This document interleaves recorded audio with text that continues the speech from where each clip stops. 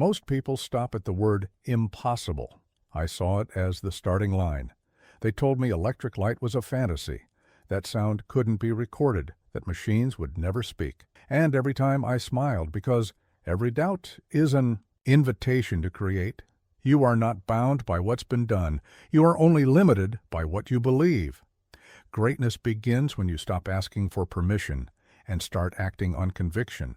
So if you're ready to break the mold and think beyond the boundaries, subscribe to our channel and tell us, where are you watching from? Look around you. What do you see?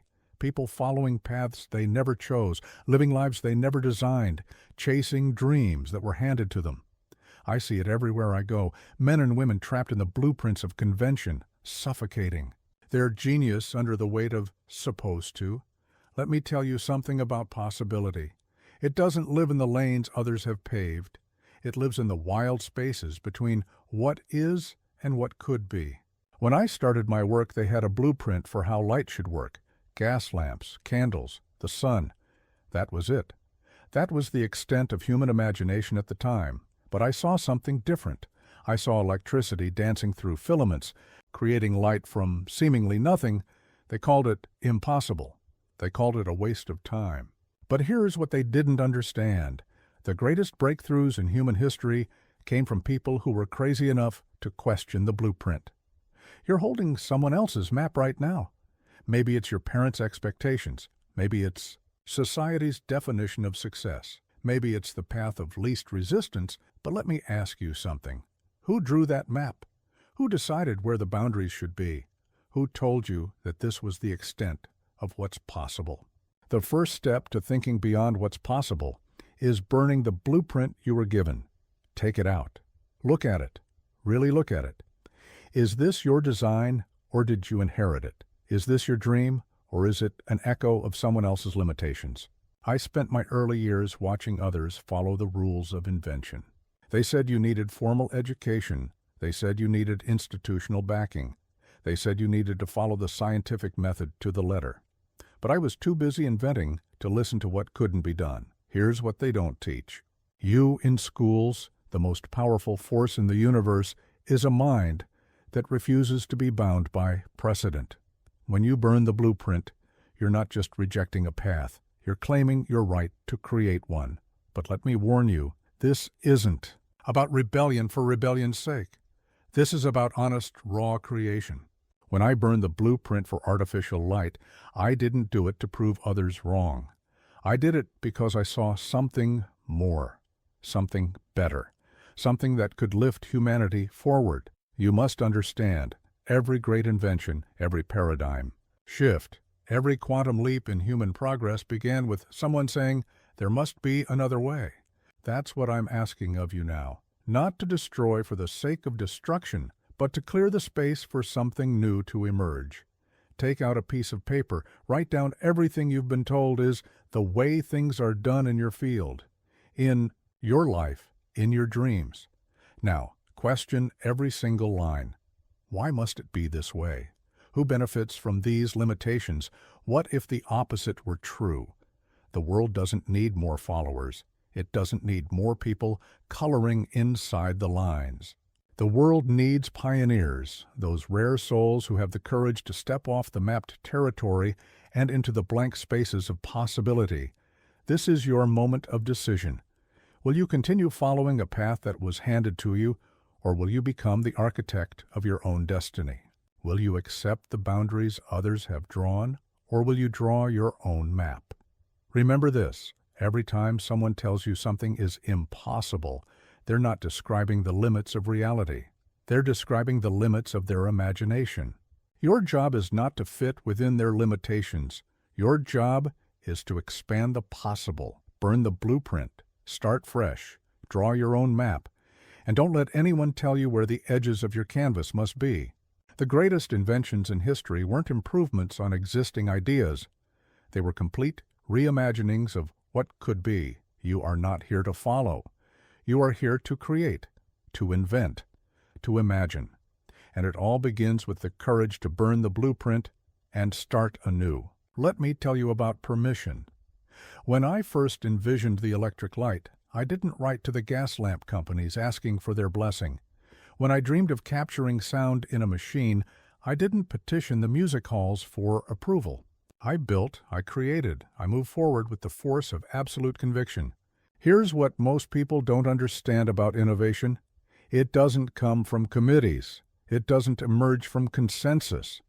It comes from individuals who dare to act on their vision before the world is ready to understand it. You're waiting, aren't you? Waiting for someone to tell you it's okay to start. Waiting for the perfect moment, the right credentials, the unanimous support. Let me save you years of hesitation. That moment will never come. The world doesn't hand out permission slips to change makers. When I started my work in Menlo Park, they said I was underqualified, too young, too inexperienced, no formal education. But while they were listing reasons why I couldn't succeed, I was building my first laboratory. While they were debating my credentials, I was filing my first patent. This is the secret that separates dreamers from creators. The willingness to begin before you feel ready, to start before you have all the answers, to build while others are still planning. The permission you're waiting for? It's a myth. A comfortable excuse to stay in the shallow end of possibility. But let me be clear, this isn't about reckless action. When I say build without permission, I'm not suggesting you ignore laws or safety. I'm telling you to stop waiting for psychological permission. Stop waiting for the world to believe in your vision before you do. Every morning in my laboratory, I faced problems that had no precedent. There was no manual for what I was trying to create, no guidebook, no expert to consult. Just problems that needed solutions and the raw materials of possibility. That's all you need to begin. You think you need credentials? I had none. You think you need connections? I started alone. You think you need validation? The only validation that matters is results, and results only come from one thing: the courage to begin. Most people die with their music still in them, their inventions still in their mind, their businesses still in their dreams. Why? Because they're waiting for permission that will never come. They're waiting for someone to tap them on the shoulder and say, "Now it's your turn." Let me tell you something. History doesn't remember the people who waited their turn. It remembers the people who took their turn, who seized their moment, who built their vision while others were still arguing about whether it was possible. Your dream, that thing you've been holding back, that idea you've been sitting on, that change you want to make, it's not waiting for permission. It's waiting for action. It's waiting for you to stop asking, "Can I?" and start saying, "I will." Start today. Start small if you must, but start. Write the first page. Build the first prototype. Make the first call. Take the first step. The world doesn't need your perfect plan. It needs your active contribution, your real, messy, imperfect action. Remember this. Every time you ask for permission, you give away your power. Every time you wait for approval, you delay your impact. Every time you seek consensus before creation, you dilute your vision. The next time someone asks you, "Who gave you permission to do this?" smile and tell them what I always said. I didn't ask for permission, I asked for results, and then get back to building. Your vision doesn't need permission to exist. Your creativity doesn't need approval to flourish. Your impact doesn't need validation to matter. All these things need is your decision to begin. So, begin. Start building. Take action. The permission you're waiting for, it's already in your hands. It always has been. They love to talk about my 1,000 failures. The newspapers, the critics, the doubters, they all fixated on the attempts that didn't work. Edison fails again, they'd write. But here's what they missed. Those 1,000 attempts weren't failures. They were my education, my real-world university, my forge. Let me tell you something about failure that most people never understand. It's the most efficient teacher you'll ever have. When I was working on the light bulb, each failed attempt taught me something specific, something precise, something I couldn't have learned any other way.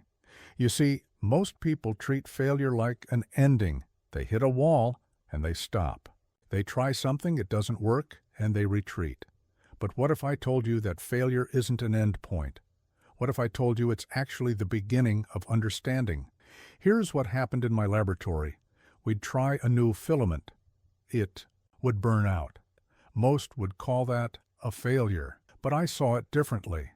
That burnt-out filament just taught us something crucial about material properties under electrical current. That failure was actually a data point, a stepping stone, a lesson written in ash and light. You're afraid of failure, aren't you? I see it in so many faces. The terror of getting it wrong, the fear of looking foolish, the dread of investing time and energy into something that might not work. But let me ask you this. What if failure isn't your enemy? What if it's actually your most dedicated mentor? When I said I hadn't failed 1,000 times but found 1,000 ways that wouldn't work, I wasn't being clever. I was describing my relationship with failure. Each no brought me closer to yes. Each dead end illuminated the path forward. Each mistake carried a message, if I was willing to listen. This is the mindset that separates inventors from dreamers, creators from theorists, achievers from spectators. It's not about avoiding failure. It's about transforming your relationship with it, making it your teacher instead of your terror. Think about it. What has failure taught you so far? What lessons have you learned from your mistakes? What wisdom have you gained from your wrong turns? Now imagine if you could approach every failure with that same curiosity, that same hunger for understanding. In my laboratory, we had a rule. There was no such thing as a failed experiment. There were only experiments with unexpected outcomes. This isn't semantic gymnastics. This is a fundamental shift in how you view the process of creation and discovery. When you free yourself from the fear of failure, you unleash your true creative potential. When you stop seeing mistakes as embarrassments and start seeing them as experiments, you transform your entire relationship with innovation. But let me warn you, this isn't about failing randomly. This isn't about celebrating failure for failure's sake. This is about extractive failure, instructive failure. Failure that teaches you something specific about your path forward. After each attempt that didn't work, I would gather my team. We would analyze what happened. What did we learn? What variables could we adjust? What new understanding did this give us? This wasn't failure. This was research. This was education. This was progress. Your failures are trying to tell you something. They're trying to teach you. But are you listening? Are you taking notes? Are you treating each setback as a setup for your comeback? Or are you still running from the very thing that's trying to make you stronger? Start keeping a failure journal. After each setback, each mistake, each wrong turn, write down what you learned. Be specific. Be detailed. What worked? What didn't? What will you adjust next time? Turn your failures from moments of shame into moments of growth. Remember this. Success is a poor teacher. It's seductive, but not instructive. Failure? Failure will show you exactly what you need to learn, exactly where you need to grow, exactly how you need to adapt. So fail forward. Fail better. Fail with purpose. Let each failure train you for the success that's coming, because it is coming, if you're brave enough to keep failing your way toward it. Your relationship with failure doesn't just determine your rate of learning. It determines your capacity for innovation. Embrace it. Learn from it. Let it forge you into something stronger, something wiser, something unstoppable. Before every invention, before every breakthrough, before every leap forward in human progress, there was a moment of vision. A moment when someone saw what wasn't there yet. When I first imagined recording sound, do you know what I saw? I saw invisible waves of sound becoming permanent, tangible things. I saw the impossible becoming possible. This is where it all begins, in the mind's eye. Before the light bulb illuminated the world, it illuminated my imagination. I saw it burning, bright and clear in my mind long before it ever cast its first real shadow. This is the power of vision, and it's a power that lives in every one of you. But here's what most people don't understand about vision. It's not about seeing what's there. Anyone can do that. Vision is about seeing what could be there. It's about looking at an empty space and seeing possibility, looking at a problem and seeing opportunity, looking at the impossible and seeing the inevitable. When I walked into my laboratory each morning, I wasn't walking into a room full of failed experiments. I was walking into a room full of future inventions. Every burnt-out filament, every cracked phonograph cylinder, every failed battery, these weren't remnants of what didn't work. They were pieces of what was coming. You must train your mind to see beyond what is. This isn't daydreaming. This isn't wishful thinking. This is disciplined, focused, intentional vision. When you look at your life, your work, your dreams, what do you see? Do you see what's there now, or do you see what could be? Let me teach you how to cultivate this kind of vision. First, you must understand that vision isn't given. It's developed. Like a muscle, it grows stronger with use. Start small. Look at everyday objects and imagine how they could be different, better, more efficient. Don't accept what is. Question it. Reimagine it. In my work, I developed a practice. Every morning, I would sit quietly and visualize my current project in perfect detail. Not as it was, broken, incomplete, frustrating, but as it would be. I would see the light bulb burning steady and bright.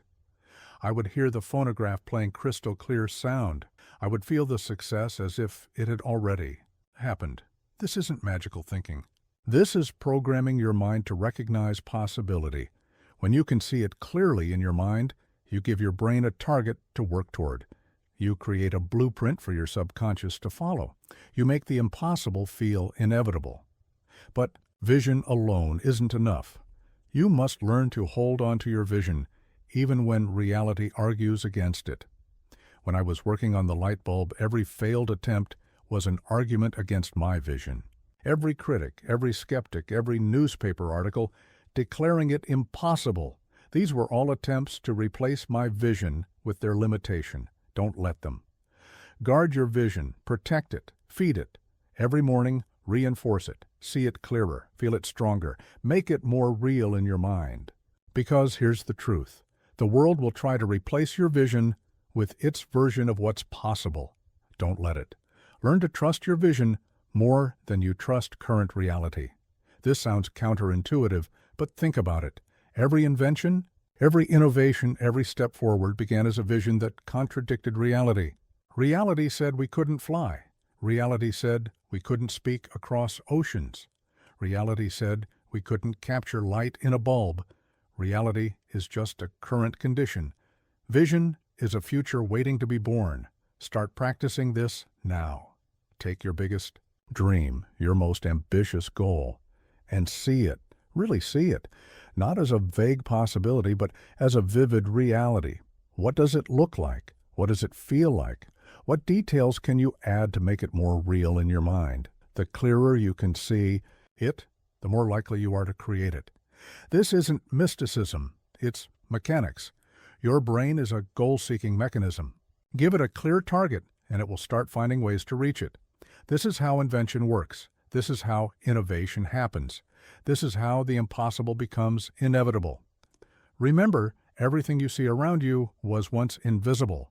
Every invention, every building, every advancement was first a vision in someone's mind. Your vision, your ability to see the invisible, isn't just a skill, it's your superpower. Use it, develop it, trust it. Because in the end, the future belongs to those who can see it coming. They called me obsessed. They said I was maniacal about my work, that I was possessed by my inventions, and you know what? They were right. But what they saw as a flaw I knew was my greatest strength. Let me tell you about the power of productive obsession. Genius isn't born. It's not gifted. It's not inherited. Genius is obsession, directed with purpose. When I worked on the phonograph, I didn't just think about it during business hours. I thought about it while eating, while walking, while trying to sleep. Every waking moment was an opportunity to solve the puzzle, to find the answer, to make the breakthrough. But here's what people don't understand about obsession. It's not about being driven. It's about being drawn. When you're truly obsessed with something, you don't have to force yourself to work on it. You have to force yourself to stop. The world calls this crazy. I call it commitment. In my laboratory, I would work for days straight. Not because I had to, but because I couldn't imagine doing anything else. The problems I was solving were more interesting than sleep. The possibilities I was chasing were more compelling than comfort. This isn't workaholism. This is love affair. With creation, you're holding back, aren't you? You're afraid of going too deep, of caring too much, of becoming obsessed. But let me ask you this. What if your obsession is actually your compass? What if that thing you can't stop thinking about is actually pointing you toward your purpose? When I was developing the light bulb, I tested over 6,000 different materials for the filament. The world saw this as madness. Why not give up after 100 failures? Why not stop at 1,000? But they didn't understand. Each failure made me more obsessed. Each setback made the pursuit more compelling. Each dead end made the eventual success more certain. This is the kind of obsession I'm talking about. Not the kind that destroys you, but the kind that builds you. Not the kind that diminishes your life, but the kind that gives it meaning. Not the kind that narrows your world, but the kind that expands your possibilities. Let me teach you how to cultivate this kind of obsession. First, you must understand that real obsession isn't about the goal. It's about the pursuit. I wasn't obsessed with having a working light bulb. I was obsessed with the process of creating one, the testing, the failing, the learning, the improving. This was what consumed me. Start paying attention to what consumes your thoughts. When your mind wanders, what problems do you naturally want to solve? What questions keep you up at night? What challenges make you forget to eat? These aren't distractions. They're directions. They're your obsessions trying to show you your path. But productive obsession requires focus. You can't be productively obsessed with everything. I didn't try to solve every problem in the world. I chose my obsessions carefully. Light, sound, power, communication. Pick your battlefield. Choose your mountain. Then let your obsession drive you to the summit. In your pursuit, you'll meet people who don't understand. They'll tell you to relax, to take it easy, to find balance. But here's what they don't understand. For the truly obsessed, the pursuit is the balance. The work is the relaxation. The problem-solving is the peace. Learn to protect your obsession. Create space for it. Feed it. When I built my laboratory in Menlo Park, I wasn't just building a workplace. I was building a temple to obsession. A place where ideas could be pursued to their logical conclusion, where problems could be solved without interruption, where obsession could flourish. Your obsession needs its own space, its own time, its own resources. Give them to it. Don't apologize for it. Don't downplay it. Don't try to make it socially acceptable. Let it be what it is, a consuming fire. That drives you toward greatness. But remember this, productive obsession isn't about perfection. It's about progression. I wasn't obsessed with making perfect inventions. I was obsessed with making better ones. Each iteration, each improvement, each small step forward fed the obsession and drove me toward the next breakthrough. The world doesn't need more balanced mediocrity. It needs more productive obsession. It needs more people willing to lose themselves in the pursuit of creating something new, something better, something that moves humanity forward. Your obsession is your advantage. Your fixation is your fuel. Your inability to let go of a problem until it's solved, that's not your weakness. That's your superpower. Use it. Direct it. Let it drive you toward your own kind of genius. Because in the end, the world isn't changed by people who kind of care. It's changed by the obsessed. Let me tell you about discipline, not the kind they teach in schools, not the kind that's about following rules or meeting expectations. I'm talking about the kind of discipline that keeps you in the laboratory for days on end, the kind that makes you test thousands of materials without losing focus, the kind that turns imagination into reality. Most people misunderstand discipline. They think it's about forcing yourself to do things you hate. But true discipline, the kind that changes the world, is about becoming so committed to your vision that everything else becomes secondary. It's not about punishment. It's about priorities. When I was working on the electric light, I developed a routine that others called insane. 18 to 20 hours a day, 6 days a week, sometimes working straight through for days without sleep. The world called it extreme. I called it necessary. Because here's what I understood. Discipline isn't about what you do. It's about what you're willing to sacrifice for what matters most. But let me be clear. This isn't about working yourself to death. This is about building a relationship with your work that's so strong, so unshakable, that nothing can break it. Not fatigue, not failure, not criticism, not even success. You see, most people's discipline crumbles at the first sign of progress. They achieve a little success, and they relax. They make some progress and they rest. But that's not how breakthroughs happen. Real breakthroughs come from the kind of discipline that intensifies with success, not diminishes. In my laboratory, we had a saying, "Tomorrow's work begins today." This wasn't just a clever phrase. It was a philosophy of discipline. No matter what we achieved today, no matter what breakthrough we made, we were already thinking about the next step, the next improvement, the next innovation. This is what I mean by unreasonable discipline. The world will tell you to be reasonable, to take breaks, to slow down, to celebrate small wins. And there's a place for all of that. But if you want to achieve the impossible, you need to be unreasonable in your commitment to your vision. Let me teach you how to build this kind of discipline. First, you must understand that discipline isn't a trait. It's a practice. It's something you build day by day, decision by decision. Start with your morning routine. What's the first thing you do when you wake up? Is it serving your vision or is it serving your comfort? In my early days, I would wake up and immediately begin reviewing my notes from the previous day's experiments. Before breakfast, before conversation, before anything else. This wasn't because I was forcing myself. It was because I had trained my discipline to align with my passion. Your discipline must become your identity, not something you do, but something you are. When people asked me how I could work such long hours, I would smile. They were asking the wrong question. The real question wasn't how I could work so much. It was how I could bear to stop, build systems that support your discipline. In my laboratory, everything was organized to maximize focused work. Tools were always in their place, materials were carefully cataloged, notes were meticulously kept. This wasn't about being neat. It was about removing every possible barrier to sustained effort. Discipline isn't just about what you do, it's about what you don't do. It's about saying no to distractions, no to interruptions, no to anything that pulls you away from your primary purpose. When I was deep in my work, the world could be burning down around me, and I wouldn't notice. That's not a flaw. That's focus. Learn to love the grind, the daily work, the repetitive tasks, the endless experiments. This is where discipline lives, not in the dramatic moments, but in the quiet, consistent effort that no one sees and few understand. Your discipline must be stronger than your doubts, stronger than your fears, stronger than the voices, both, external and internal, that tell you to slow down, to take it easy, to be reasonable.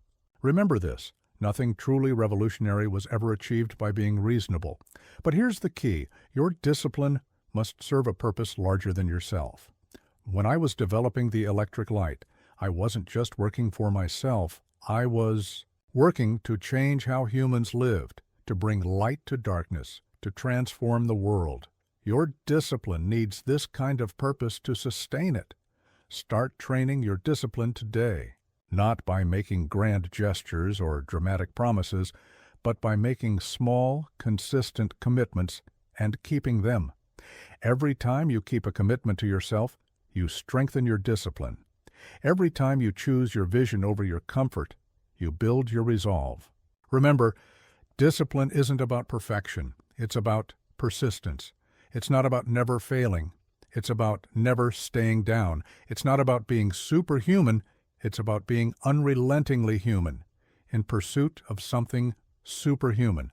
Your discipline is your bridge between vision and reality, between what is and what could be, between the ordinary and the extraordinary. Build it strong, build it daily, build it unreasonably well, because in the end, the future belongs to those who have the discipline to create it. Every problem you encounter is an invention waiting to be born. Every frustration is a fortune in disguise. Every obstacle is an opportunity that hasn't been claimed yet. Let me show you how to see the world through the eyes of an inventor. When I looked at a gas lamp, I didn't see a working solution. I saw a problem that needed solving. The flicker, the fumes, the fire hazard, these weren't just annoyances. They were invitations to innovate. Every flaw was a feature waiting to be reimagined. Every limitation was a laboratory for improvement. This is the mindset that turns problems into patents. It's not about accepting things as they are. It's about seeing things as they could be. When I walked through the streets of New York, I didn't see a city that worked. I saw a city that could work better, brighter, safer, more efficiently. You're surrounded by problems right now. Look around you. What frustrates you? What wastes your time? What could work better? These aren't just complaints. They're coordinates. They're pointing you toward your next breakthrough. In my laboratory, we had a rule: never complain about a problem without proposing a solution. This wasn't just about staying positive.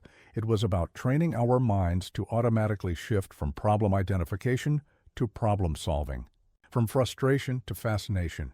Let me teach you how to make this shift. First, start keeping a problem journal. Every time something frustrates you, write it down. Be specific. What exactly isn't working? Why isn't it working? What would it look like if it did work? These aren't just notes. They're the seeds of future patents. But here's the key. You must learn to love the problems. Not just tolerate them, not just accept them, love them. Because problems are where possibilities live. The bigger the problem, the bigger the opportunity. The more people frustrated by it, the larger the market for your solution. When I was developing the phonograph, the problem wasn't just about recording sound. It was about preserving human experience, about capturing moments in time, about giving voice to history. See how the problem grows richer, more compelling, more worthy of solution when you look deeper?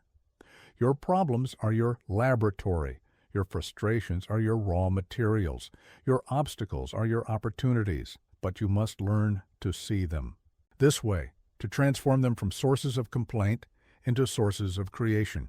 Start with something small, something that annoys you daily. Now, instead of accepting it or avoiding it, study it. Break it down. What's the core issue? What's the root cause? What would an ideal solution look like? This is how inventors think. This is how problems become patents. But remember, not every solution needs to be revolutionary. Sometimes the best innovations are simple improvements to existing systems. When I was working on the telegraph, didn't try to replace it entirely. I looked for ways to make it better, faster, more reliable. Each improvement became its own patent.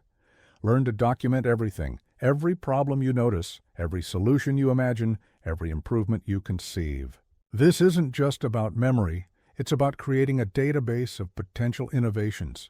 My notebooks were filled with problems waiting to be solved, ideas waiting to be developed, patents waiting to be filed. Your mind must become a problem-solving machine, not just occasionally when inspiration strikes, but constantly.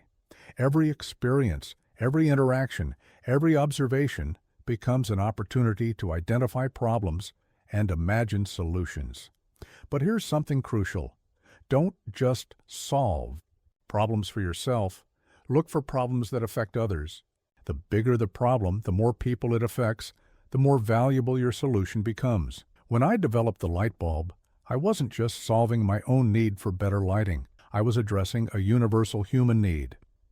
Train yourself to ask better questions. Instead of, why doesn't this work? Ask, how could this work better?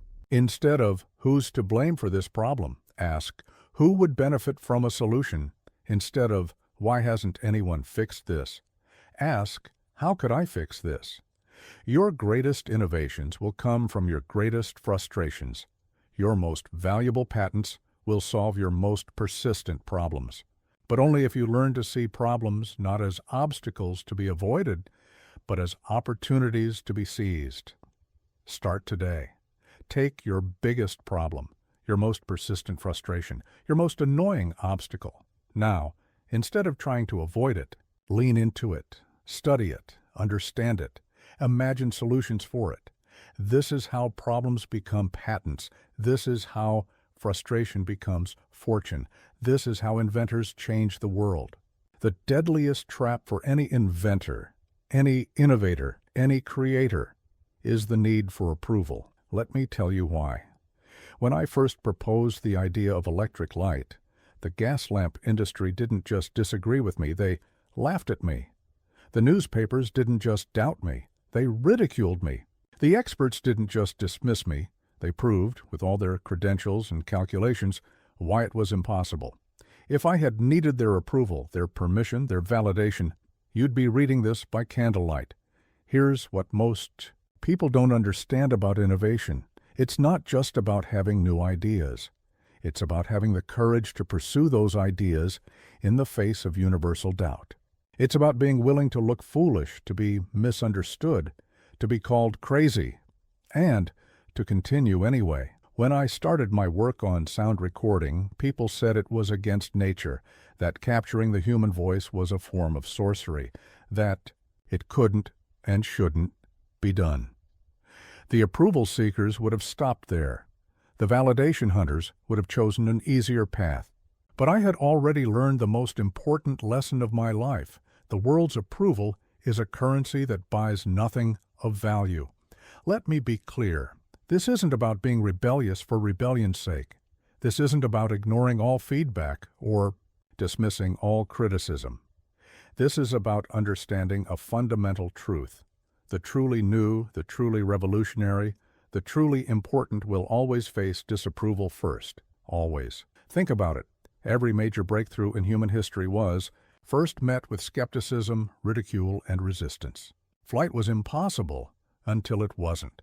Recording sound was magic until it wasn't. Electric light was a fantasy until it wasn't. The pattern is always the same. The world's approval comes after the breakthrough, never before. But here's the trap. Most people fall into.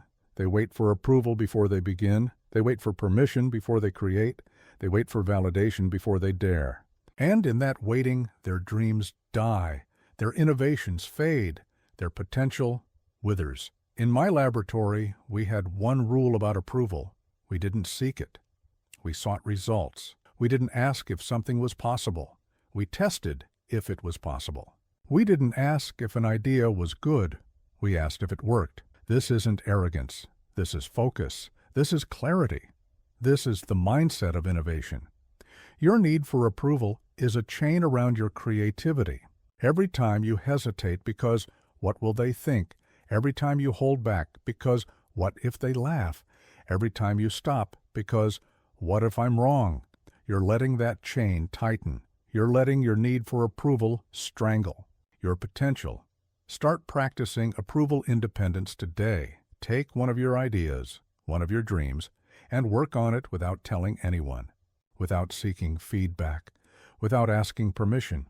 Just you and your vision in pure, uncontaminated focus. But remember, killing your need for approval doesn't mean becoming deaf to feedback. It means becoming selective about whose feedback matters. When I was developing the light bulb, I didn't ignore all input. I ignored input from people who had never tried to solve the problem I was solving. Big difference. Your critics aren't your counselors. The people who say it can't be done aren't the people who are trying to do it. The experts who prove it's impossible aren't the ones working to make it possible. Understand this, approval from people who have never dared greatly is worth less than nothing. Learn to find validation in your work, not in others' opinions of your work. When an experiment failed in my laboratory, I didn't need anyone to tell me it failed. When we made progress, I didn't need anyone to confirm it was progress. The results spoke for themselves. Let your results be your approval. Your vision, your dreams, your innovations, they're not up for vote. They're not subject to committee. They're not waiting for approval. They're waiting for you to be brave enough to pursue them without permission. The next time someone tells you it can't be done, smile. The next time someone says you're crazy for trying, thank them. The next time someone proves it's impossible, get back to work. Their approval isn't part of the equation. Their permission isn't part of the process. Because here's the truth. The world doesn't approve of its way forward. It resists. It doubts. It criticizes. And then, once the breakthrough is made, once the impossible becomes routine, it pretends it knew it was possible all along. Your job isn't to seek approval. Your job is to make approval irrelevant through results, to make permission unnecessary through progress, to make validation meaningless through verified success. Kill your need for approval. Replace it with a need for achievement. Exchange your hunger for validation with a hunger for verification. Let the results be your applause. Let the breakthrough be your approval. Let the success be your validation. Because in the end, the future isn't built by those who wait for approval. It's built by those who dare to work without it. Your words create your world. This isn't philosophy. This is physics. When I first spoke about electric light, I didn't say maybe or hopefully or we'll try. I said it would work. I said it would transform cities. I said it would change how humans live. And here's what most people don't understand. I wasn't predicting the future. I was speaking it into existence. The language of innovation isn't tentative. It isn't cautious. It isn't filled with maybes and might-bes and could-bes. The language of innovation is certain. It's clear. It's absolute. Not because you're pretending to know what you don't know, but because you're committed to making what you envision real. When I spoke to my team at Menlo Park, I never said, let's see if this works. I said, let's find out how this works. The difference isn't just semantic. It's fundamental. One assumes possibility, the other assumes inevitability. One leaves room for failure, the other focuses purely on method. Let me teach you how to speak with this kind of certainty. First, eliminate weak words from your vocabulary. Try is AEAO, word for those who want to leave themselves an escape route. Hope is a word for those who don't want to take full responsibility. Maybe is a word for those who aren't fully committed. Instead, speak in declarations. When I was working on the phonograph, I didn't say, I'm trying to record sound. I said, I'm creating a machine that will record sound. The first statement is about effort. The second is about outcome. The first invites doubt. The second commands confidence. But understand this.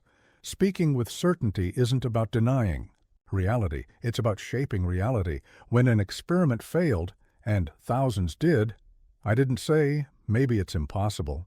I said, that's one way that doesn't work. Let's find the way that does.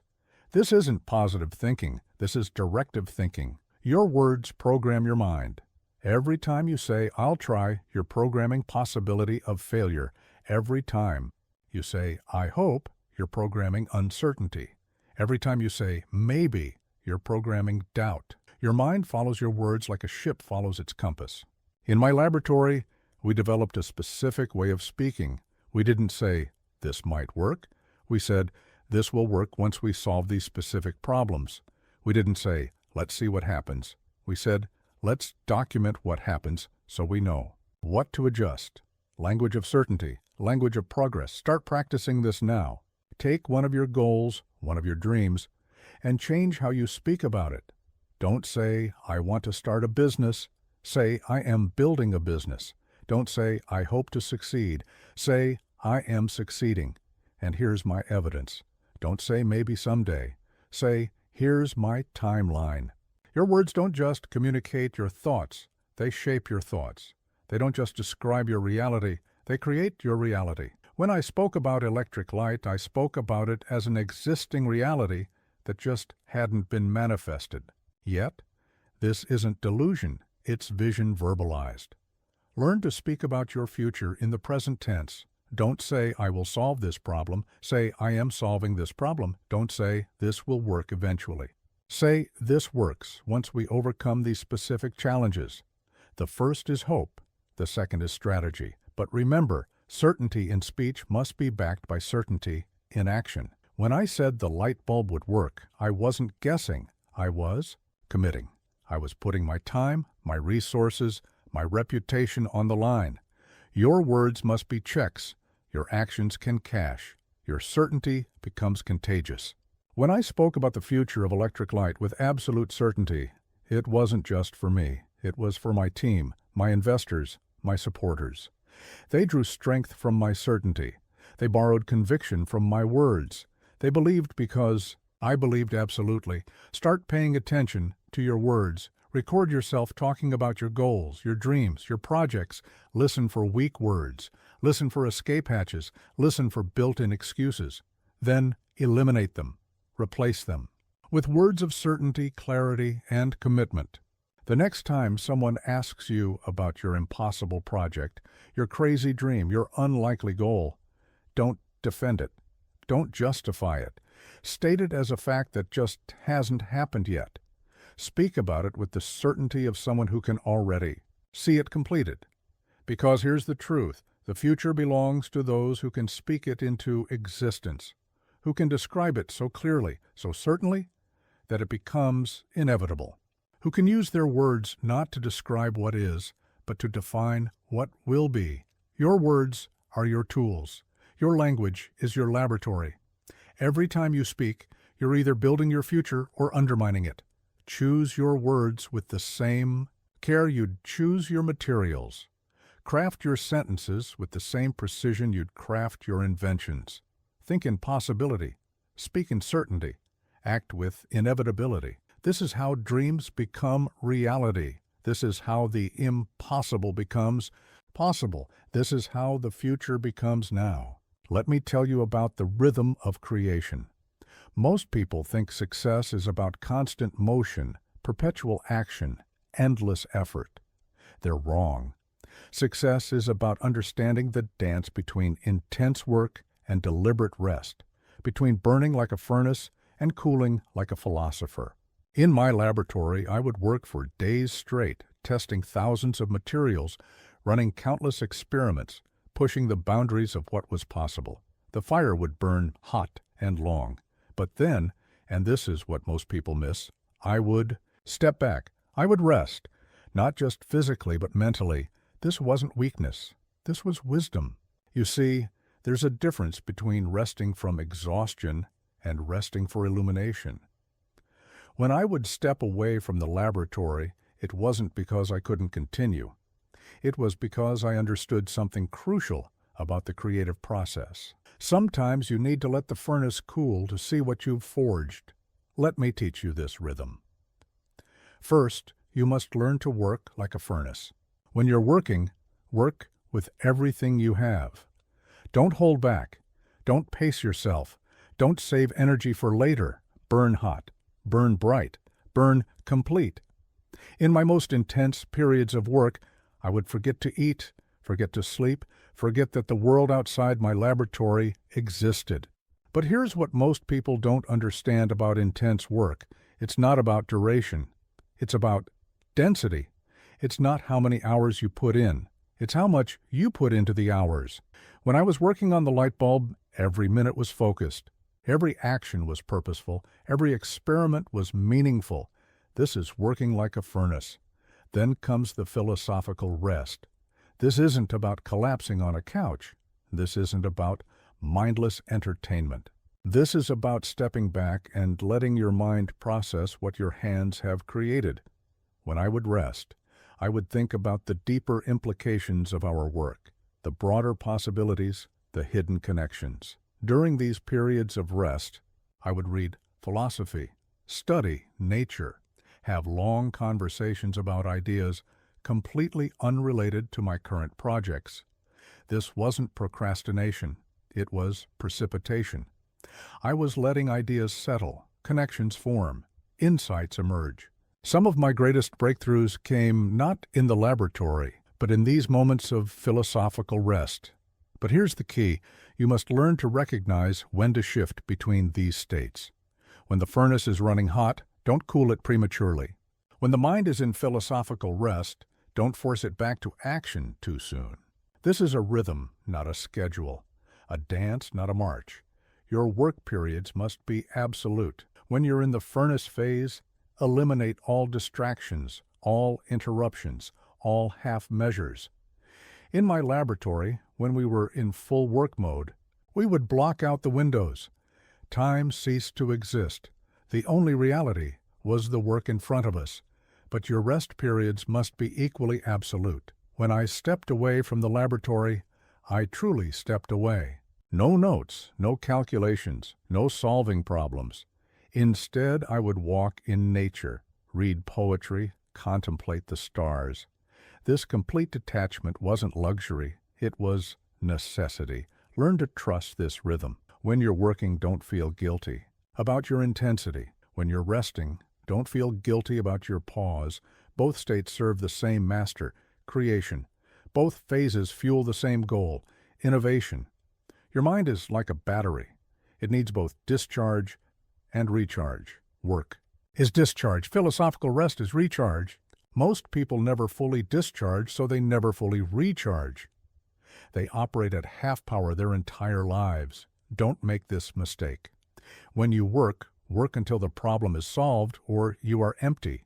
When you rest, rest until you are full. Again, this isn't about time management, it's about energy management. It's about understanding the natural rhythm of creation. But remember, this isn't about balance in the conventional sense. There will be times when the furnace must burn. For days, times when the philosophical rest must extend beyond the comfortable. Trust the rhythm.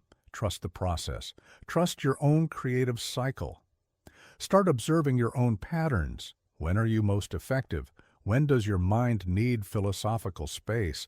When does your work need intense focus? These aren't just questions of preference, they're questions of performance. The next time you feel the urge to work intensely, don't resist it. Let the furnace burn hot. The next time you feel the need for philosophical rest, don't fight it. Let your mind explore, wander, connect. Both states are essential. Both phases are productive. Because here's the truth. The greatest innovations come from minds that know how to burn hot and minds that know how to cool deliberately. From people who can work with the intensity of a furnace and rest with the depth of a philosopher. Your creativity needs both states. Your innovation requires both phases. Your success demands both rhythms. Learn to dance between them. Learn to trust them. Learn to use them. Work like a furnace. Rest like a philosopher. This is the rhythm of creation. This is the dance of innovation. This is the way forward. Your environment shapes your achievement. Let me tell you about the most important decision I ever made, choosing who would work in my laboratory. I didn't just hire assistants. I didn't just recruit employees. I gathered flames, people who burned with curiosity, with passion, with unstoppable drive. When I built Menlo Park, I wasn't just building a workplace. I was creating an ecosystem of innovation. Every person I brought in was chosen not just for their skills, but for their fire, their hunger, their unwillingness to accept impossibility. Because here's what I learned early. One cold mind can freeze a dozen hot ones. Let me tell you about my selection process. I didn't care about credentials. I didn't care about experience. I cared about one thing. Did their eyes light up when they encountered a problem? Did they see obstacles as walls or as puzzles? Did they bring energy or did they drain it? In my laboratory, we had a saying, fire attracts fire. When you put passionate people together, they don't just add their energy, they multiply it. A room full of burning minds creates heat that can melt any obstacle, solve any problem, break through any barrier. But here's what most people don't understand about creating this kind of environment. It's not just about finding passionate people. It's about creating conditions where passion can thrive. In my laboratory, we didn't have rigid hierarchies. We didn't have fixed roles. We had problems to solve and people free to solve them. Your environment isn't just physical space. It's emotional space, intellectual space, creative space. When I designed my laboratory, I designed it for collaboration, for spontaneous interaction, for ideas to collide and combine. Every detail was planned to feed the fire, not contain it. Start evaluating your current environment. Who are the people around you? Do they fan your flames or do they douse them? Do they elevate your thinking or do they limit it? Do they push you toward possibility or pull you toward mediocrity? These aren't just questions. They're survival decisions. But remember, this isn't about surrounding yourself with yes men. Fire needs opposition to grow stronger. In my laboratory, we had fierce debates, intense disagreements, passionate arguments. But they were always about the work, never about the worth, about the ideas, never about the individuals. Learn to recognize the difference between constructive friction and destructive friction. When two passionate minds disagree about how to solve a problem, that's constructive. It creates heat, light, progress. When one passive mind tries to discourage exploration of the problem, that's destructive. It creates doubt, delay, defeat. Your circle of influence determines your circle of possibility. When I needed to solve the problem of electric light, I didn't surround myself with people who would tell me why it couldn't be done. I surrounded myself with people who would help me figure out how to do it. This isn't about comfort. It's about capability. Build your own laboratory. Whether it's physical or virtual, formal or informal, build a space where fire can thrive, where passion is the norm, not the exception, where innovation is expected, not just encouraged, where possibility is the default assumption. Your environment should make mediocrity uncomfortable. In my laboratory, complacency was the only unforgivable sin, not failure. We celebrated failure as learning, not mistakes. We expected mistakes as progress. But complacency? That was a fire extinguisher we couldn't afford. Start small. Find one person who burns as hot as you do. Then find another. Then another. Let them find others. Fire spreads. It's its nature. Passion multiplies. It's its purpose. Soon you'll have your own ecosystem of innovation. But be prepared. When you surround yourself with fire, things will change. Ideas will accelerate. Possibilities will expand. Problems will transform into opportunities. This isn't just change. It's chain reaction. It's controlled explosion. It's purposeful conflagration. Guard your environment zealously. One wet blanket can dampen a dozen flames. One chronic doubter can drain the energy from an entire team. This isn't about being exclusionary. It's about being protective. Protective of the fire, protective of the passion, protective of the possibility. Your environment will determine your achievement more than your ability will. I've seen brilliant minds wither in cold environments. I've seen average minds soar in hot ones. The difference isn't intelligence, it's ecosystem. It's not capacity, it's context. Create conditions where fire can spread, where passion can grow, where innovation can thrive. This isn't just about personal achievement. It's about collective possibility, about creating spaces where the impossible becomes inevitable. Because here's the truth. No great achievement was ever created in isolation. No major breakthrough ever came from a cold environment. The future is created by circles of fire, by ecosystems of innovation, by communities of passion. Surround yourself with fire, feed the flames, watch the impossible melt away.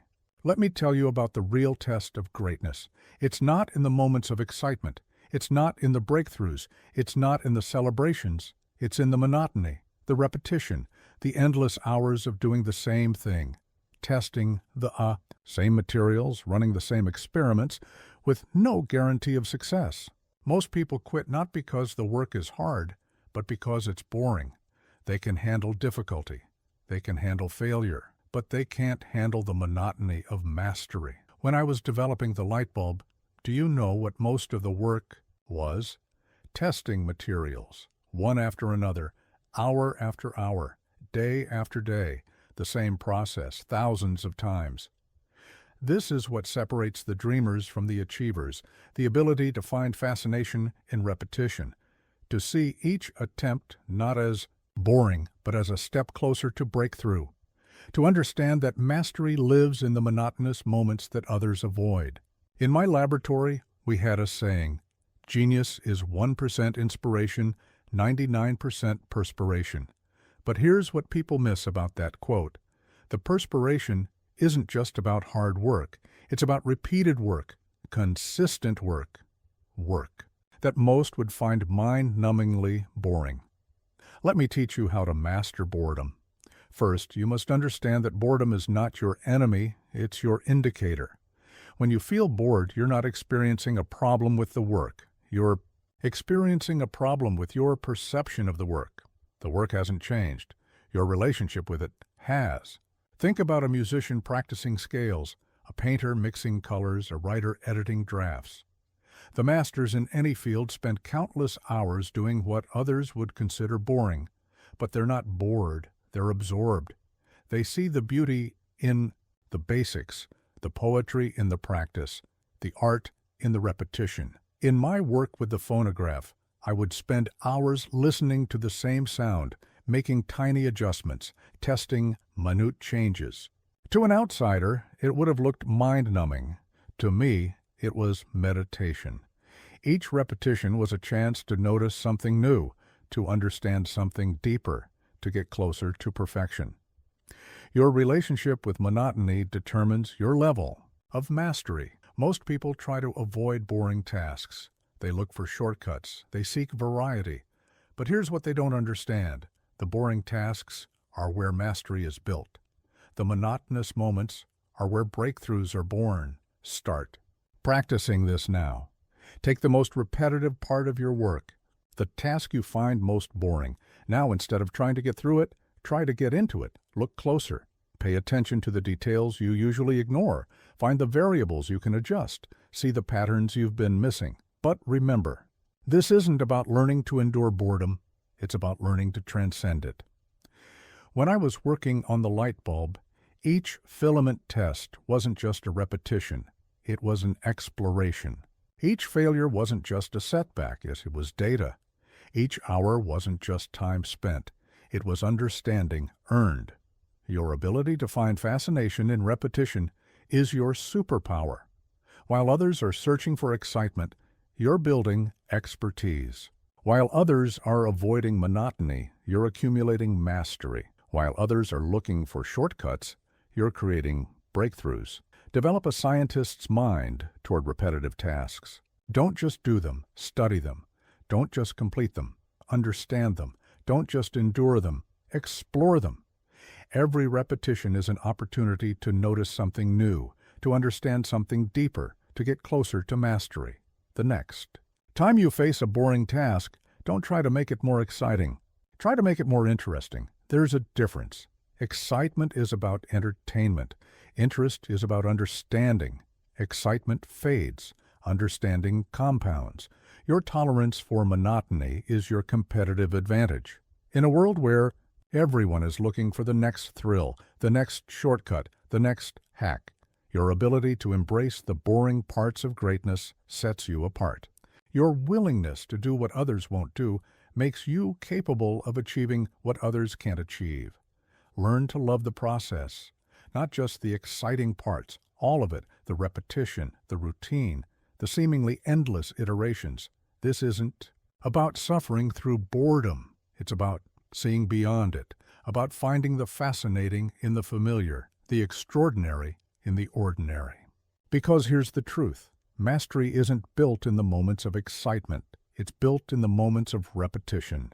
It's not forged in the breakthroughs. It's forged in the boring hours that precede them. It's not created in the celebrations. It's created in the consistent, repeated actions that others find too monotonous to maintain. Your relationship with boredom will determine your relationship with mastery. Master the monotony, and you master your field. Embrace the repetition, and you embrace excellence. Transform your perception of the boring, and you transform your potential for greatness. Let me tell you the most important invention you'll ever create: yourself. When I started my journey, I wasn't Thomas Edison, the inventor. I wasn't Thomas Edison, the innovator. I wasn't Thomas Edison, the man who would change the world. I was just Thomas Edison, a curious kid with partial hearing and a hunger for understanding. But here's what I learned. Your identity isn't given to you. It's invented by you. Most people accept the identity they're handed. They let their past define their future. Their limitations define their possibilities. Their failures define their potential. But let me tell you something. Identity isn't inherited, it's invented. It's not discovered, it's designed. When I first walked into a laboratory, I didn't have the credentials to be there. I didn't have the education society said I needed. I didn't have the background that tradition demanded.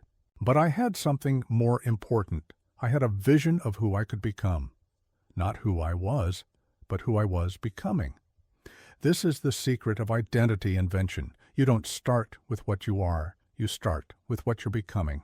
When I was working as a telegraph operator, I wasn't just learning to send messages. I was learning to think in patterns, to understand systems, to see connections. I was becoming an inventor long before I had invented anything. Let me teach you how to invent your identity. First, you must understand that your current identity is just that, current. It's not permanent. It's not fixed. It's not destiny. It's just the latest version of you. And like any invention, it can be improved, modified, transformed. Start with your self-talk. How do you describe yourself? What stories do you tell about who you are? These aren't just descriptions. They're blueprints. They're designs. They're inventions. When I started calling myself an inventor, I hadn't invented anything significant yet. But that identity shaped every decision I made, every action I took, every possibility I pursued. Your identity is your operating system. It determines what you think is possible, what you believe is achievable, what you decide is worth pursuing. When I invented my identity as someone who could solve any problem given enough time and attempts, it wasn't because I had proof. It was because I needed that identity to do what I needed to do. But remember, inventing your identity isn't about pretending. It's not about faking. It's about becoming. When I called myself an inventor, I wasn't lying. I was committing. I wasn't deceiving. I was deciding. I wasn't pretending. I was preparing. Start with the end in mind. Who do you need to become to achieve what you want to achieve? What identity would make your goals inevitable rather than impossible? What version of you would find your current obstacles trivial rather than overwhelming? In my laboratory, we had a principle. Your current capabilities don't determine your identity.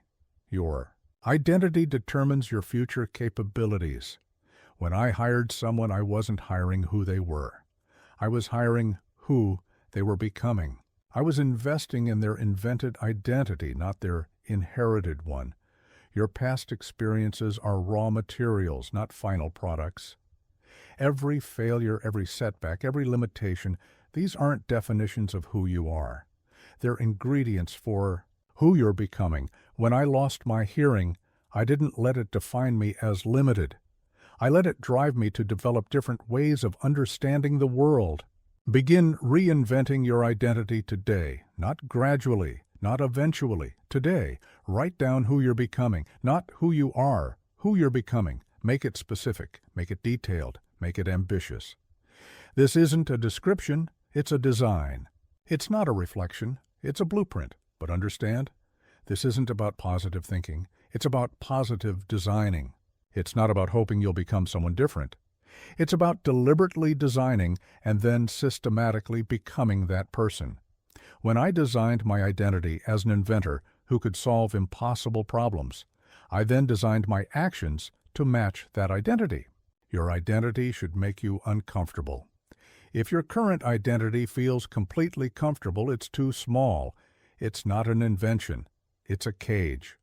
When I first claimed the identity of someone who could bring electric light to the world, it felt presumptuous, arrogant, impossible. Good. That tension between who I was and who I was becoming drove every breakthrough. Start living from your invented identity, not toward it. Don't wait until you've achieved something to claim the identity that will make that achievement possible. Live from that identity now. Make decisions from that identity now. Take actions from that identity now. Because here's the truth. You don't get what you want. You get what your identity demands. You don't achieve what you pursue. You achieve what your identity creates. You don't become what you work toward. You become what your identity expects. Invent an identity that makes your dreams inevitable rather than impossible. Design a self that finds opportunity where others see obstacle. Create a version of you that makes the extraordinary expected rather than exceptional. Your identity is your most important invention.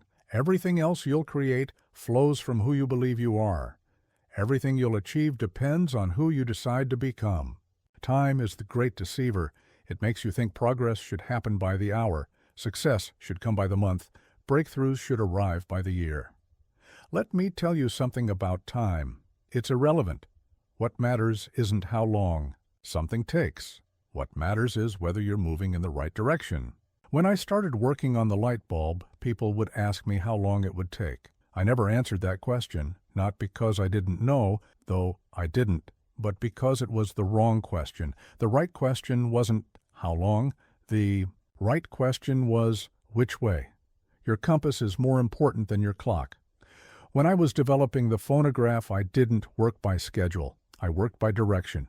Each experiment, each test, each failure, these weren't markers of time passed. They were indicators of direction. Were we moving toward the solution or away from it? Most people let the clock defeat them.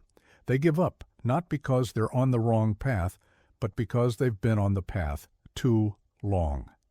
They abandon their dreams not because they're moving in the wrong direction, but because they're not moving fast enough for their schedule. Let me teach you how to ignore the clock and trust the compass. First, you must understand that progress isn't linear. It doesn't follow a schedule. It doesn't respect your timeline. When I was working on the electric light, we would go weeks without progress, then make breakthrough after breakthrough in a single day. Your direction is more important than your speed. In my laboratory, we never asked, how fast can we solve this? We asked, are we solving the right problem? We never worried about how long it was taking.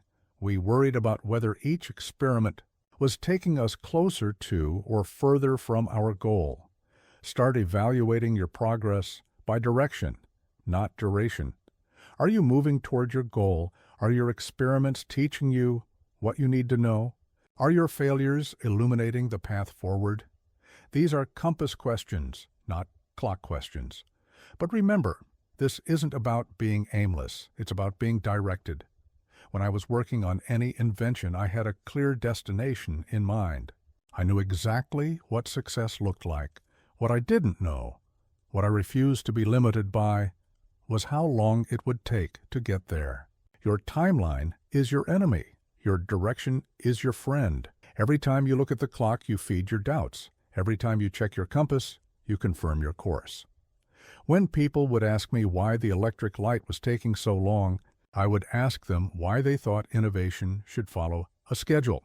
Learn to think in direction, not duration. Instead of asking, how long until I succeed, ask, am I moving toward success?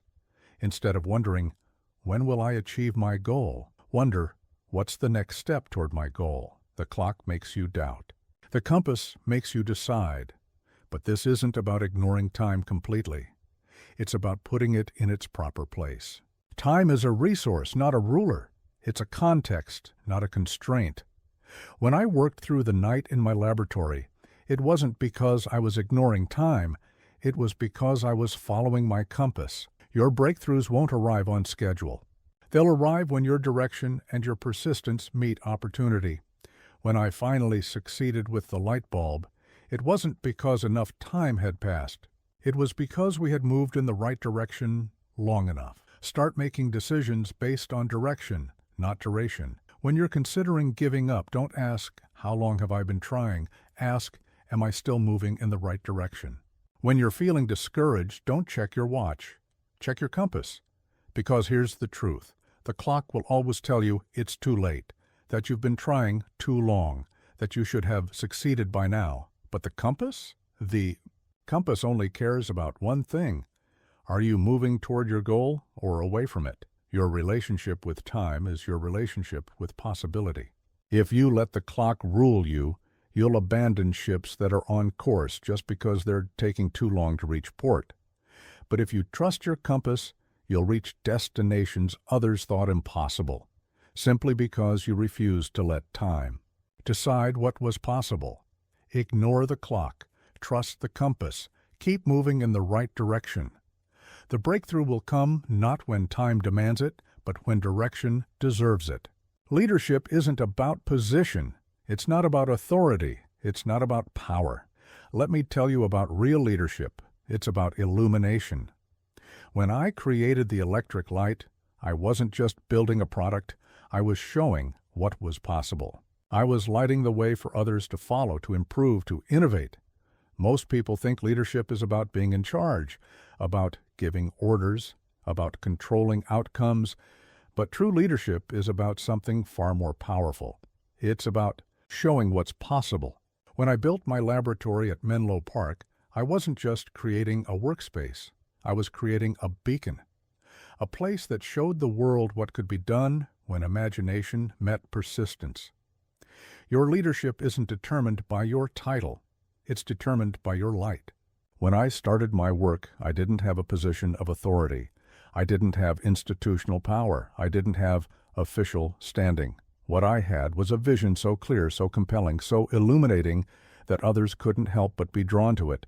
Let me teach you how to lead through light. First, you must understand that leadership isn't about making people follow you. It's about illuminating a path so compelling that they choose to walk it with you. When I shared my vision of a world lit by electricity, I wasn't commanding people to believe. I was showing them what was possible. Your vision is your leadership tool. In my laboratory, I didn't lead through authority. I led through possibility. Every successful experiment, every working prototype, every solved problem was a light that showed others what could be done. That's leadership, not telling people what to do, but showing them what's possible. Start thinking of leadership as illumination. Don't try to push people forward. Light the way forward. Don't try to force change. Demonstrate change. Don't try to demand innovation. Create innovation. When I lit the first electric light, I didn't have to convince people it was better than gas lamps. They could see it for themselves. But remember, leadership through light isn't about being the brightest. It's about being the clearest. When I was developing any invention, I wasn't trying to dazzle people with complexity. I was trying to illuminate solutions with simplicity. True leadership doesn't blind. It illuminates. Your actions speak louder than your authority. In my work, I never had to tell people to be persistent, to be innovative, to be dedicated. I showed them. When they saw me working through the night, testing thousands of materials, refusing to give up, that was leadership. That was illumination. Learn to lead by example, not by edict. Instead of telling people what's possible, show them. Instead of demanding excellence, demonstrate it. Instead of requiring innovation, create it. When I wanted my team to think bigger, I didn't give them a speech. I gave them a working phonograph. Your leadership is measured by the paths you illuminate, not the power you accumulate.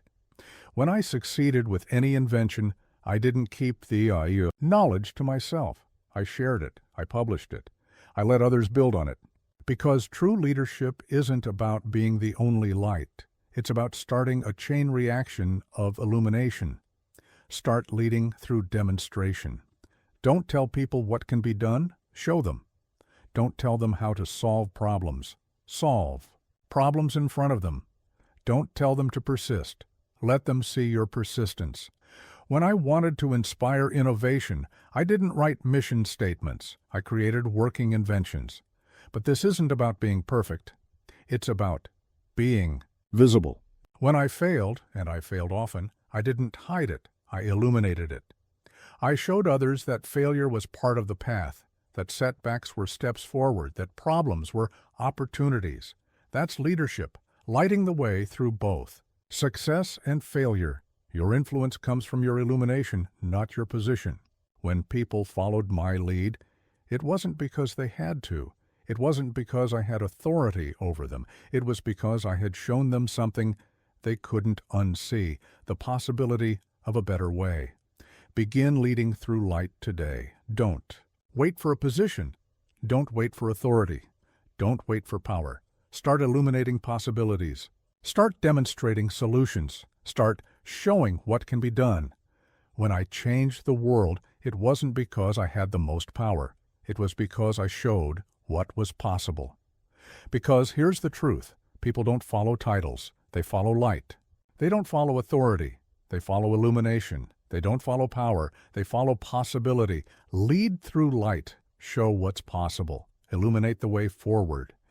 This is how you change the world, not by forcing people to follow, but by lighting a path so compelling they can't help but walk it. Success isn't a possibility. It isn't a probability. It's an inevitability. If you understand how to think about it correctly. When I worked on the electric light, I never thought of it as something that might work. I thought of it as something that would work once I solved the specific problems in front of me.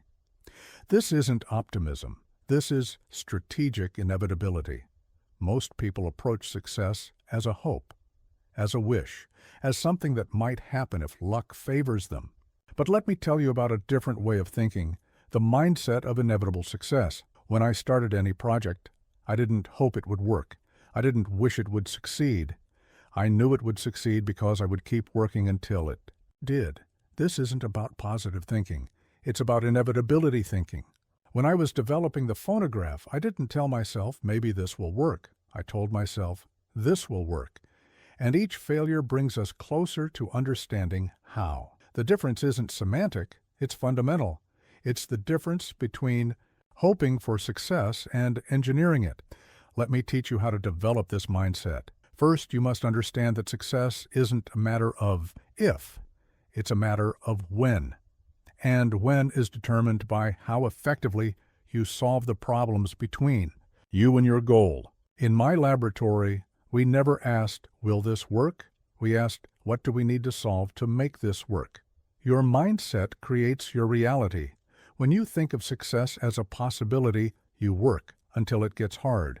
When you think of success as probable, you work until it gets discouraging. But when you think of success as inevitable, you work until it happens. Period. Start thinking in terms of problems to be solved, not outcomes to be hoped for. When I was working on any invention, I didn't focus on the final success. I focused on the specific problems that stood between me and that success. Each solved problem made success more inevitable. But remember, this isn't about ignoring reality. It's about transforming reality. When I encountered problems with the light bulb, I didn't pretend they didn't exist. I didn't wish them away. I cataloged them. I studied them. I solved them. One by one, making success more inevitable with each solution. Your belief in inevitability must be larger than your current obstacles. When people told me electric light was impossible, I didn't argue. I didn't try to convince them. I kept working because I understood something they didn't. Impossibility is just a list of problems that haven't been solved yet. Learn to see failure as confirmation, not contradiction. Every time something didn't work, it confirmed that we were one step closer to what would work. Every failed material for the light bulb filament wasn't a setback, it was progress. It was one less wrong answer on the path to the right one. This mindset changes everything. When you believe success is inevitable, obstacles become interesting rather than overwhelming. Setbacks become informative rather than discouraging. Problems become puzzle pieces rather than roadblocks. Start reprogramming your mind today. Instead of saying, I hope this works, say, this will work once I solve these specific problems. Instead of thinking, maybe I'll succeed, think, success is inevitable once I overcome these particular challenges. This isn't wordplay, it's mindset engineering. Your relationship with problems determines your relationship with success. When you see problems as reasons why you might fail, you work tentatively. When you see problems as the path to inevitable success, you work relentlessly. Every problem solved is a step closer to the inevitable. Build systems that assume success. In my laboratory, we didn't hope experiments would work. We prepared for when they would work.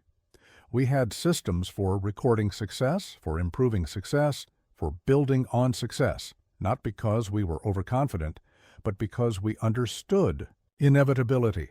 The world will try to shake your belief in inevitability.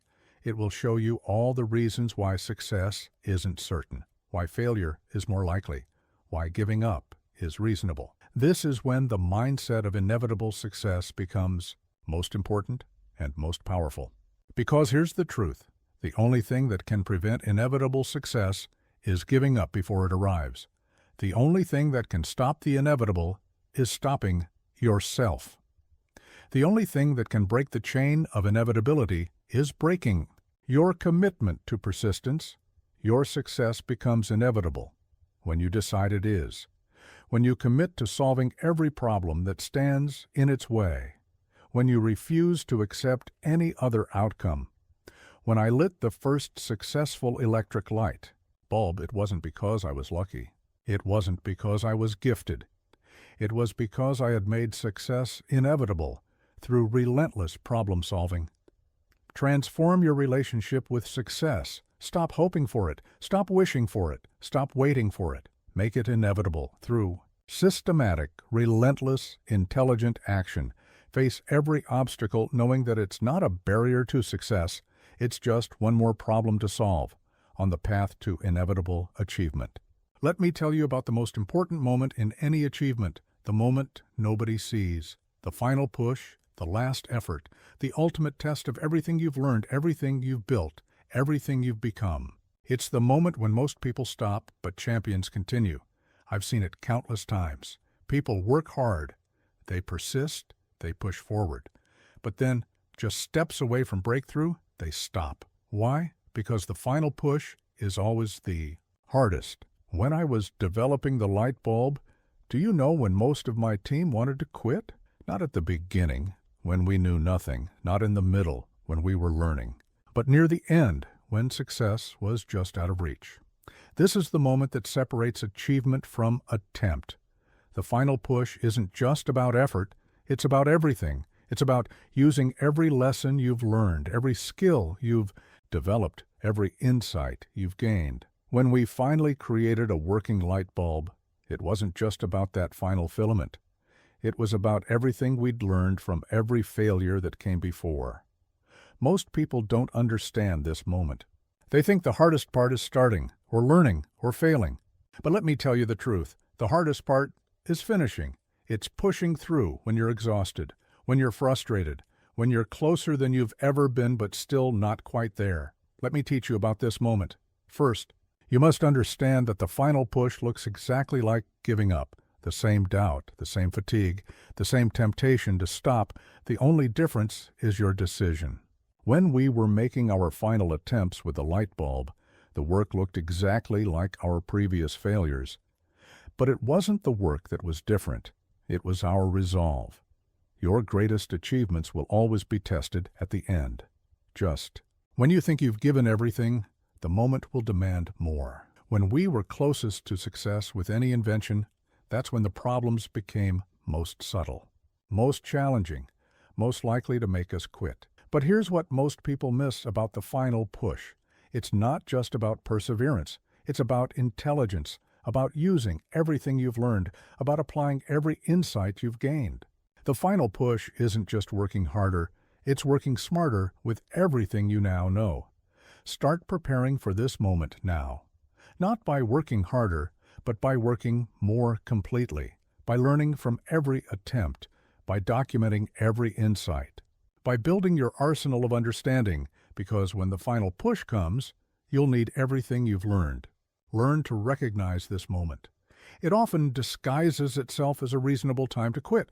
It presents itself as a logical endpoint, a sensible place to stop. When we were developing the phonograph, the final push came right when most people would have said we'd done enough. Your capacity for this moment determines your capacity for achievement. It's not about how well you start. It's not about how much you learn along the way. It's about whether you can make the final push when everything in you wants to stop. But remember, the final push isn't about desperation. It's about integration, about bringing together everything you've learned, everything you've tried, everything you've understood into one focused effort. When we finally succeeded with the light bulb, it wasn't through blind persistence. It was through intelligent, integrated effort. Most people quit at 90%. They put in the work, learn the lessons, develop the skills, and then stop just short of breakthrough. Why? Because the final push feels impossible, feels too hard, feels not worth it. But here's what. I learned the impossible push is always worth it. The final push reveals everything, your true commitment, your real understanding, your actual capacity for achievement. When we were closest to success with any invention, that's when I learned the most about my team, about who would push through, about who would integrate everything they'd learned. Your relationship with the final push determines your relationship with achievement. If you see it as too hard, you'll always stop short. If you see it as impossible, you'll always give up near the end. But if you see it as inevitable, as the natural culmination of everything you've learned and done, you'll push through. Because here's the truth. The final push is where legends are made, not in the beginning, when everyone is watching, not in the middle, when progress is clear, but in the end, when nobody sees, when everybody else has stopped, when only you know how. Close you are to break through. This is your moment. The moment nobody sees. The push nobody understands. The effort nobody witnesses. This is where achievement lives, where breakthrough happens, where history is made. Don't stop at 90%. Don't quit near the end. Don't let the final push defeat you. This is where everything you've learned, everything you've done, everything you've become comes together for one final effort. Push through, break through.